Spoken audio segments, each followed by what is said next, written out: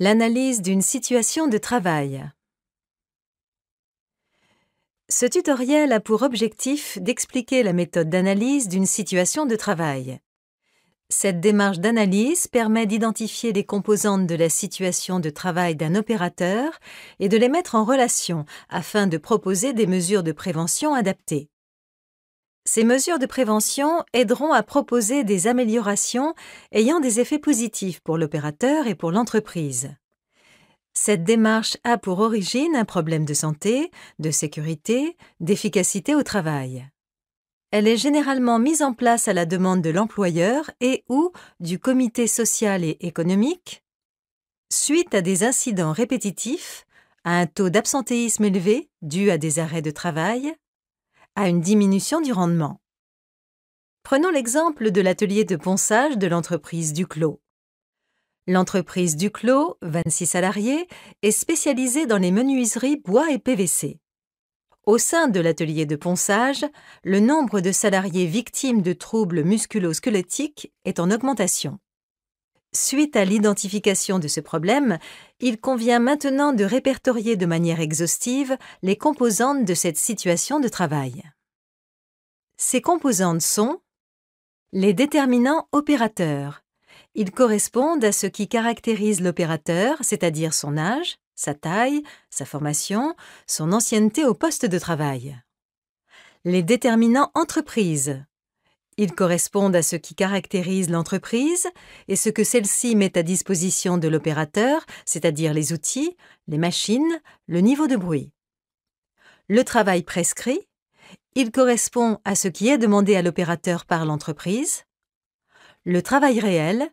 Il correspond à ce que réalise réellement l'opérateur. Il est décomposé en tâches réelles, c'est-à-dire ce que fait l'opérateur en termes d'étapes pour réaliser le travail prescrit.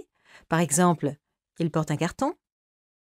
Activités réelles, c'est-à-dire l'ensemble des actions physiques et mentales pour réaliser la tâche réelle, par exemple les bras tendus. Les effets sur l'opérateur. Ce sont les conséquences du travail réel sur la santé, la sécurité, les compétences et la motivation de l'opérateur. Ils peuvent être positifs ou négatifs. Les effets sur l'entreprise sont également identifiés. Ils peuvent être positifs ou négatifs. Il peut s'agir de la qualité de la production, la satisfaction des clients, l'absentéisme, le nombre d'accidents du travail et de maladies professionnelles. Ces différentes composantes peuvent être présentées dans un schéma appelé schéma de compréhension. Prenons l'exemple de la situation de travail de Gatien, salarié de l'entreprise Duclos, spécialisé dans les menuiseries bois et PVC. Il travaille au sein de l'atelier de ponçage. Nous allons donc, dans un premier temps, répertorier les déterminants opérateurs, c'est-à-dire ce qui caractérise l'opérateur. C'est un homme, il a 29 ans, il mesure 1,90 m. Il est droitier.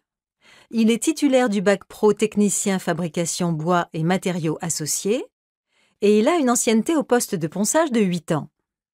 Voici la composante déterminant opérateur renseigné.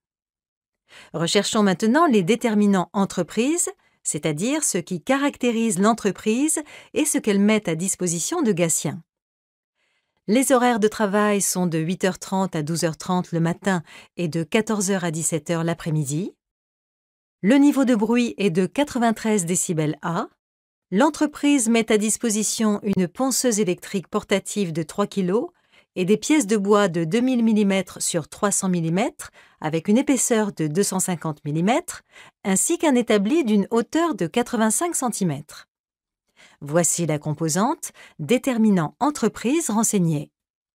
L'entreprise demande à Gatien de poncer entre 40 et 60 pièces par jour. Il s'agit donc du travail prescrit. Voici la composante travail prescrit renseigné. Le travail réel de Gatien correspond à ce qu'il réalise, c'est-à-dire à l'ensemble de ses tâches et activités réelles. Les voici. Il ponce manuellement. Pour cela, il est penché et effectue des mouvements rotatifs du poignet, du coude, de l'épaule. Il évacue les pièces poncées vers le poste de montage. Pour cela, il se déplace. Nous pouvons renseigner ainsi les composantes tâches réelles et activité réelle. Les conséquences du travail réel de Gatien sont les suivantes. Bourdonnement d'oreille, douleur à l'épaule droite, douleur au dos, satisfaction dans son activité. Il s'agit des effets opérateurs. Voici le schéma renseigné avec les effets opérateurs. Les conséquences du travail réel de Gatien sur l'entreprise sont les suivantes. Les pièces poncées sont conformes au cahier des charges.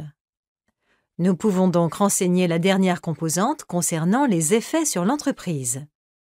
Voici le schéma de compréhension de la situation de travail de Gatien entièrement complété. La troisième étape consiste à mettre en évidence la relation entre un effet constaté et les facteurs de cause dans la situation de travail. Pour effectuer cette analyse, il convient de partir de l'effet choisi, soit de l'opérateur ou de l'entreprise, et d'établir les liens de causalité entre cet effet et le travail réel. Pour cela, on peut se poser la question suivante. Existe-t-il un lien entre cet effet et la façon de travailler de l'opérateur? Il faudra ensuite établir le lien entre le travail réel et les déterminants opérateurs et entreprises. Pour cela, on peut se poser la question suivante. Existe-t-il un lien entre la façon de travailler de l'opérateur et ce que l'entreprise lui met à disposition et ou ses caractéristiques personnelles? Appliquons cette analyse à la situation de Gatien à partir de l'effet douleur à l'épaule droite. Existe-t-il un lien entre les douleurs à l'épaule droite et la façon de travailler de Gatien? On peut répondre oui, puisqu'il ponce manuellement et fait des mouvements rotatifs du poignet, du coude et de l'épaule. Par ailleurs, existe-t-il un lien entre le travail réel et ce que l'entreprise met à disposition de Gatien et ses caractéristiques personnelles? On peut répondre oui, car l'entreprise met à sa disposition une ponceuse électrique portative de 3 kg et des pièces de bois de 2000 sur 300 sur 250 mm. Gatien est droitier et est à ce poste depuis 8 ans. Lorsque les différentes composantes de la situation de travail ont été répertoriées et que les liens de causalité ont été établis, il est alors possible de proposer des mesures de prévention adaptées. En effet, le repérage des causes permet d'identifier s'il est possible de supprimer des risques ou, à défaut, de les limiter. Revenons à la situation de travail de Gatien. Pour supprimer le risque, il peut être envisagé une automatisation du ponçage. Pour assurer la protection collective, l'entreprise peut limiter le temps de travail par jour au poste de ponçage.